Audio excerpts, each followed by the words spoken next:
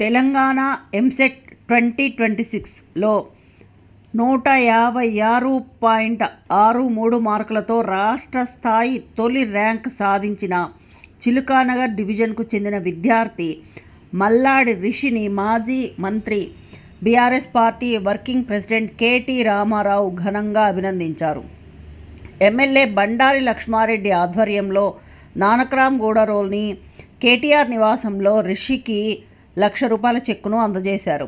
ఈ సందర్భంగా కేటీఆర్ మాట్లాడుతూ సాధారణ కుటుంబ నేపథ్యం నుంచి వచ్చి రాష్ట్రంలో తొలి ర్యాంక్ సాధించడం గొప్ప విషయమని కొనియాడారు.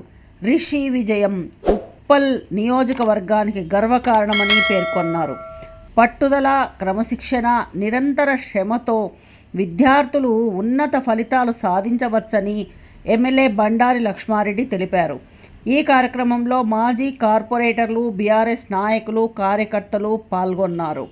రిషికి ధర్మపీఠం విత్ ఏబీఆర్ తరపున అభినందనలు తెలియజేస్తున్నాం.